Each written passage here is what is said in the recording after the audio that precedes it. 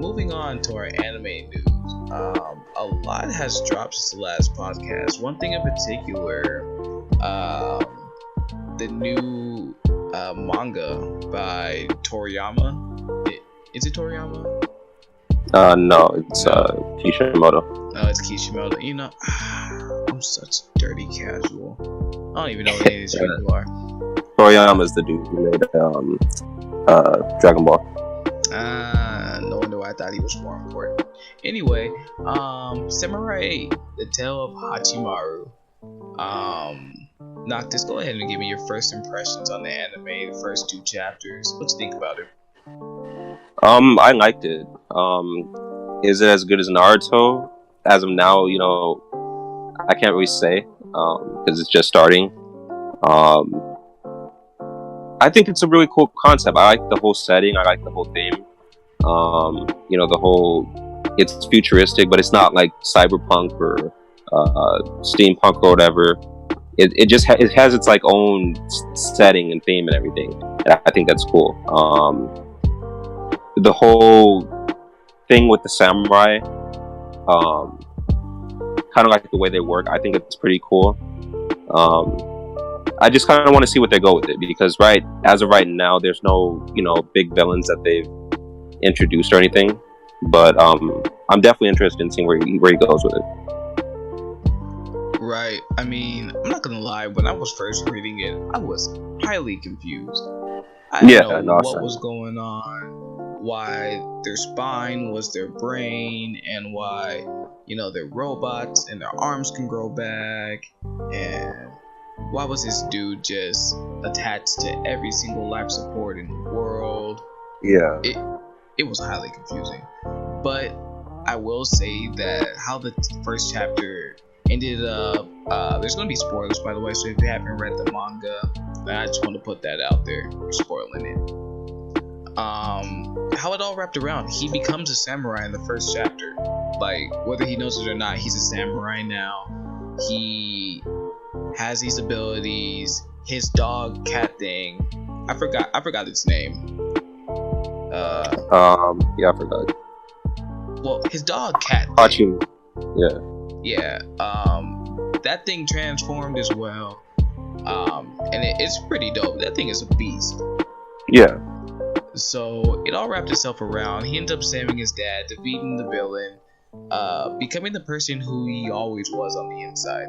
I mean, all throughout the manga, there was Naruto-esque vibes. Like, right. I felt like I was reading, like if Naruto were to read a manga, I feel like that's what he would read. Yeah, I feel it. But at the same time, like, I like the direction where it's going. Like, I know that whatever art that they bring in, it's gonna be huge, because he's already like crazy powerful, crazy strong. So what's gonna be his first challenge? What's gonna happen to him, basically? Right. Like, I'm very curious to know what happens. Because at the end of this chapter 2, it kind of seems like those guys in the tank, they're about to go attack that dojo. So that seems like it's going to be his first fight. Maybe those guys are underlings of somebody who's even stronger, who might be like the first villain of the arc or something. So I think it's cool.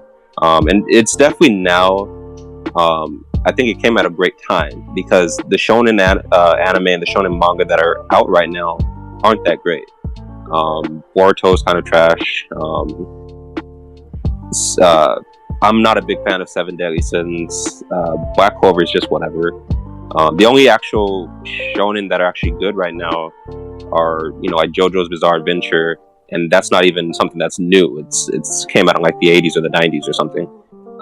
And there's another manga that's actually about to get adapted into an anime called Fire Force, and it's made by the same guy who made Soul Eater. So, which is actually the brother of the dude who made Soul Eater, is the guy who's doing the art for Samurai 8. Right. So I think it definitely came at a great time, because right now, shonen anime and shonen manga have been kind of lacking. So I'm definitely hyped for it to see what they go with it.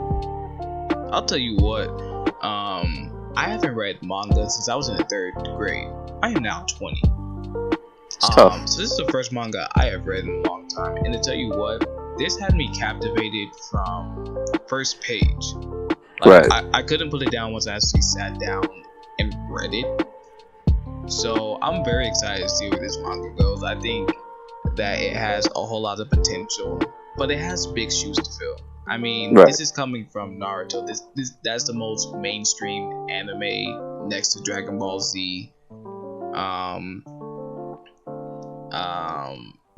Yeah, it has big shoes to fill. But And all I want to see rather, is see it to come into its own, not live in Naruto's shadow, be its own separate entity, and just be Hachimaru to be Hachimaru, not Hachimaru, the dude that's living up to Naruto's shadow, you know? right.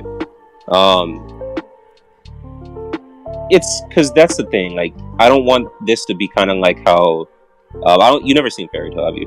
Nope. Okay, yeah. You're not really missing anything, but Fairy Tail was made after this anime and manga called Rave Master. I really liked Rave Master. But the thing is, though, all of Hiro Mashima's manga and anime, they all have this kind of like, they all have this same vibe kind of thing. So it's like, because he has this new manga called Eden Zero out right now, and it's decent, but it's kind of like Fairy Tail is a really popular show, so it's got big shoes to fill for that. So I don't want Samurai 8 to be something where it's everyone's trying to compare it to Naruto, or it's not as good as Naruto and everything. I want it to kind of be its own separate entity. I think it's pretty good so far. I know I'm about to contradict myself, what I just said, but is it as good as Naruto right now? I think it has the potential to be, but it's just starting off, so I can't really say. But I'm definitely hyped for it to see where it goes. Right. I mean, I hope it gets an anime adaptation. I don't know if there's any works into that, but definitely see that animated. I feel like that's gonna be like definitely on the Mount Rushmore of animes. It has every possibility to be great. Thanks for watching the video. For more content like this, make sure to subscribe so you never miss a video. Also, check out the podcast where this clip is from. The link can be found in the description below.